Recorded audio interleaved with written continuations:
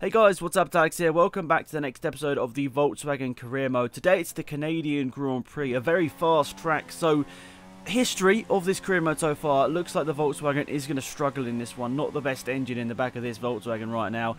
Into turn one, looking at the brakes ever so slightly, and just the line through the corner is not very good. Looks like the rest of them have closed up on us here. I think Suttel briefly was leading the way right there into the fast right left. And I think after this you can see, yeah, the Ferrari cars start to assert their dominance on this lap. Ricciardo fastest through the first sector here. A bit more locking up here. Not the most stable lap so far for us. We'll try and get the second sector nailed here, but it's going to be quite tough. Basically everywhere on this lap you need a good engine because there's not really many sectors where you need, well, you need like tight hands and all that sort of stuff. It's mostly just straight, so it's going to be a tough weekend for us here. Up to the hairpin, you can see we are losing time to Ricciardo through this part of the track here.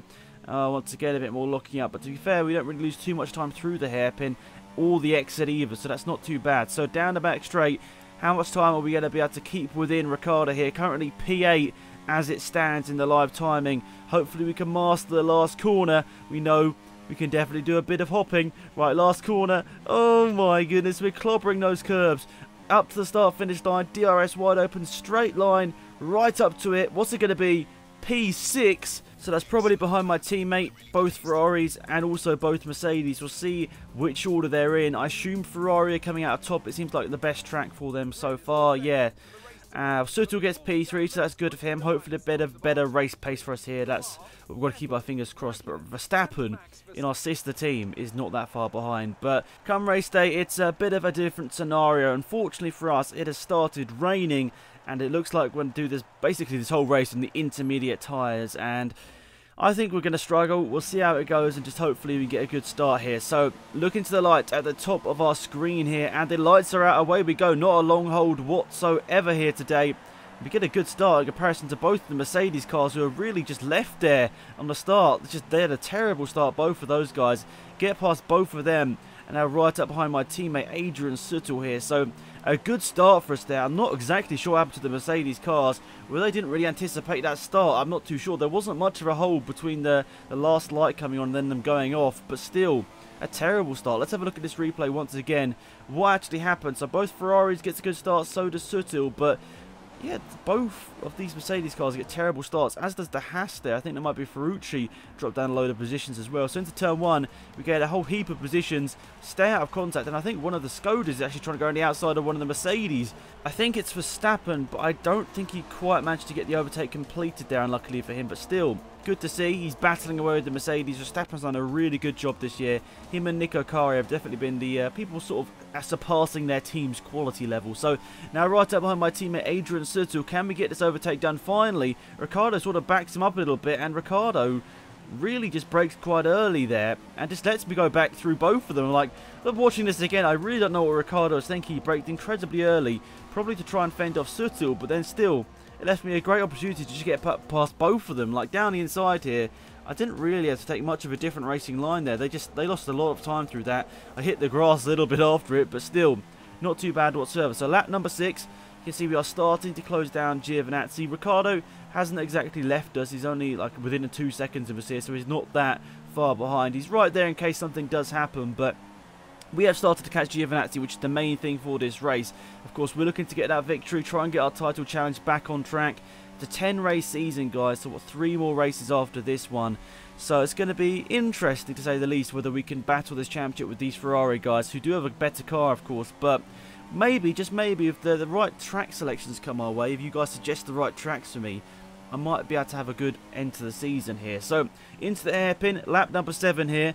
We're starting to get really close to Giovinazzi, but at the same time, Ricciardo isn't that far away. So we are having to definitely think about that before we go for moving Giovinazzi, because, of course, you can lose a lot of time if you try and go for an overtake and it doesn't work out. So, now right up behind Giovinazzi, getting a really good slipstream here. He's taking the outside line. We're going for the inside here on the brakes. Lovely stuff, but no, we've locked out the brakes and we can't steer it into the corner, unfortunately, and we get back on the track in the lead of this race. But that's technically, even though it didn't give me an illegal overtake, it is an illegal overtake here. So I back off here across the start finish line, give Giovinazzi back the lead of this race. But all of that has actually closed up the gap now between the top 4. Ricciardo and also my teammate stood to the right behind us. Let's have a quick look at this replay, see what really happened here. So I got a really good slipstream down the back straight, got past him, but I left my braking probably 25 meters too late to actually get it properly stopped in time in these conditions. And, well, obviously had to cut across that last corner there. I'm surprised I didn't get a penalty or even a warning for that there, but I did give him the position back. Of course, I'd feel quite wrong to take the lead of the race and, well, just win the race through just that. So I want to try and make this a proper challenge, and, well, it's actually put me right into the grabs now of, well, Ricciardo and also Suttel, who's behind as well, and I think one of the Mercedes cars. I think it's Sebastian Vettel who's hanging around in P5 right now, so it's quite close between the lot of us here. So now through the first sector, Giovinazzi is starting to struggle. I can see it because I'm starting to push him through parts of the track I couldn't push him at the start of this race here. So right up behind him here, a very weird part of the track to be right under his gearbox. You can't really do an overtake into this corner unless you have like a substantial speed advantage, and especially in these sort of conditions, you can't really get the power down in the corner before. So unfortunately for us, we couldn't get that overtake done, and we had to stay behind Giovinazzi for now. But if we get a good run through this hairpin, there's a good chance we might be able to get an overtake down the back straight. So we take a slightly wider line, shift it into first gear, hopefully get a bit of a better run on him down this back straight. And, well, Giovinazzi hasn't had the best run out of that corner, but the knee revive sort of slid when I've tried to overtake him there. And, well, by the looks of it, I'm not going to get this overtake done, am I? Because I'm sort of losing time, even stuck up right behind him in the slipstream. But into the last corner, I'm going to try this overtake. It's very late on the brakes, side by side, myself and Giovinazzi, and we're through into the lead of this race. And Giovinazzi really was put under pressure there from Ricciardo and Suttel. So let's have a look at this from the outside perspective here. How did we master this overtake here? So I didn't think that particularly the greatest run out the corner for Giovinazzi, but then we pulled out here of the slipstream and we didn't gain anything. So I thought, duck right back into that slipstream. It didn't even feel like we were gaining anything, like the whole way down this straight. So I thought, we'll let him brake first, then we'll just ease off the brakes a little bit and get the overtake done. I was on the wet part of the track, and I got the overtake done. Actually, there was slight contact there, which sent Giovinazzi a bit sideways, but he probably should have got out of that one.